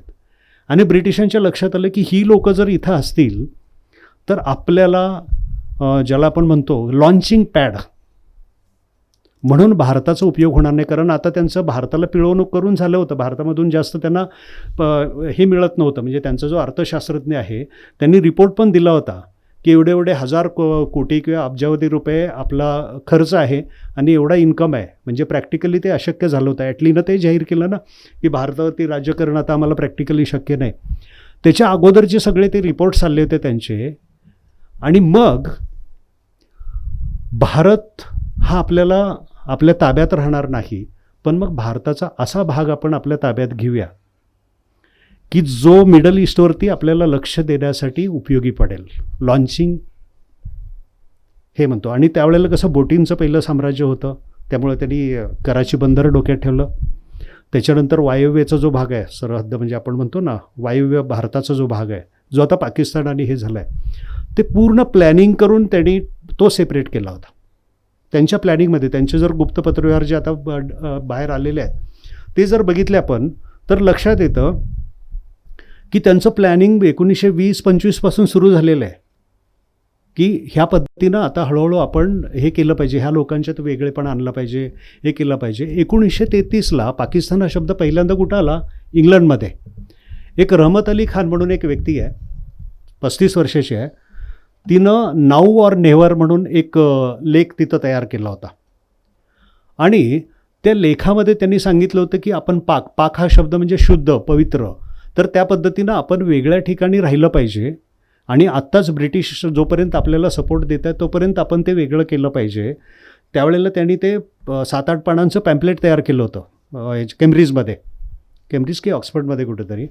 आणि त्या पद्धतीनं त्यांनी ते सुरू केलं. जिनाना पण त्यावेळेला नेमका भेटला तो, पण जिनाने त्याच्याकडं लक्ष दिलं नाही आणि तो हे झाला. पण त्याला नंतर रिव्हील झालं की त्याला चर्चिलचा सपोर्ट होता. आणि जिना आपल्याला माहिती आहे की 29-30 नंतरचं जे हे झालं, गोलमेज परिषदा 30-31च्या झाल्या, तिथं आपल्याला कुठेही फारसं मार्जिन नाही हे लक्षात आलं. तर जिना सरळ भारत सोडून इंग्लंडला स्थायिक झाले.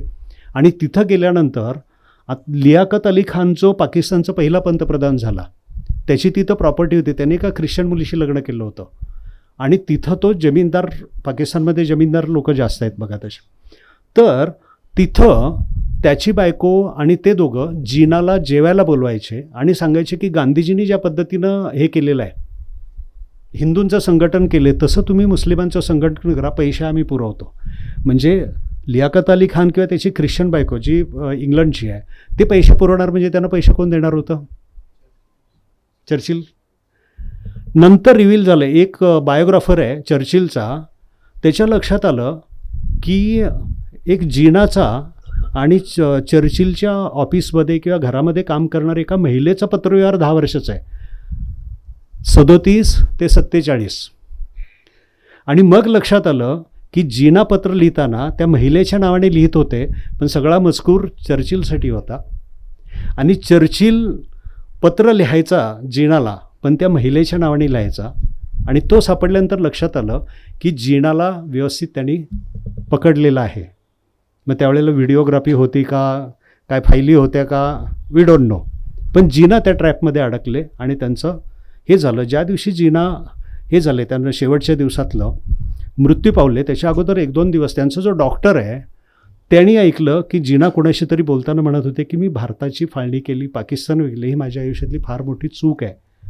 हे ज्याला लियाकत अली खानला कोणी सांगितलं ते म्हणजे म्हाताऱ्याला आता सुचले, आता जाऊ दे, त्याला जाण्याची वेळ झाली. म्हणजे एवढे सरूड आणि ह्या लोकांच्या माध्यमातून हे झाले. ज्यावेळेला पाकिस्तानची घोषणा 40 साली मुस्लिम लीगनं केली, त्यावेळेला आपले याचे खान बहादूर गफार खान आणि आणखीन एक मुख्यमंत्रीवरती होते ते, ज्यांचा खून लगेच केला नंतर 40 दरम्यान. सुरावर्ती नाही, हिदायत खान नाही, त्यांना हे म्हणायचं, त्यांनी एक मोठी रॅली दिल्लीमध्ये आयोजित केली होती. हजारो लोक, 70-75 हजार लोक जमा केली होती. त्यांचा खून लगेच केला गेला. त्यांनी पाकिस्तानच्या याच्याविरुद्ध, पाकिस्तान निर्मितीच्या विरुद्ध त्यांनी जो हे केला होता, त्यांचा खून केला. आणि नंतर मुस्लिम लीग बरोबर जी संघटना होती, आर्मीज असतात ना, शॅडो आर्मीज, तशी मुस्लिम लीगची जी संघटना होती, तिनं हे सगळे जे राष्ट्रवादी किंवा भारतात राहण्यासाठीचे जे प्रयत्न करणारे मुस्लिम संघटना होत्या, त्यांचे सगळे लीडर मारायला सुरुवात केली. त्याला पाठिंबा कोणी दिला होता त्यावेळेला? ब्रिटिशांच्या पाठिंब्याशिवाय तर हे शक्य नव्हतं. 46ला जे हे झालं, काय म्हणतो आपण त्याला, डायरेक्ट ॲक्शन ऑगस्टमधली, तिला पाठिंबा कोणाचा होता? त्याच्यानंतर एका त्यावेळच्या IAS ऑफिसरला, मुस्लिम होता, त्याला जिनानी सांगितलं होतं की तू हे कर, राजीनामा दे, तुला मी पैसे पुरवतो आणि डायरेक्ट ॲक्शन ह्याच्यामध्ये त्या भागामध्ये, म्हणजे कुठला वायव्य सरहद्द भागामध्ये, तिथेही तू डायरेक्ट ॲक्शन कर. पण तोपर्यंत फाळणी मान्य झाली आणि सगळे संपलं आणि तो विषय संपला तिथं. म्हणजे हे पूर्ण प्लॅनिंग झालेलं आहे आणि आपण फसत गेलेलो आहोत. आपल्याला एवढ्या वेगवेगळ्या पद्धतीनं फसवलं गेलं आहे की याच्यातून बाहेर पडायला आपल्याला भरपूर वेळ लागणार आहे. आणि ते जोपर्यंत तुम्ही समाजातल्या प्रत्येक घटकाला हे तुमच्याशी संबंधित आहे हे समजल्याशिवाय हे होणार नाही. त्याच्यामुळं हे लाँग मार्च आहे, हे एका दिवसात होणारं नाही आहे. हे हळूहळू पाण्यात पाणी जसं वाढतं ना, तशा पद्धतीनं आपल्याला हे पुढं न्यायचं आहे आणि आपण त्यासाठी प्रयत्न करूया. ज्याला आपण म्हणतो की एक सुरेश भटांची जी ही आहे, उषक काल होता होता काळ रात्र झाली, अरे पुन्हा आयुष्याच्या पेटवू मशाली, अशा पद्धतीनं. कारण परिस्थिती अशी आहे, एक शेर आहे, बर्बाद गुलिस्ता करने को बस एक ही उल्लू काफ़ी था, यहाँ हर शाख पे एक उल्लू बैठा है, अंजाम गुलिस्ता क्या होगा. नमस्कार.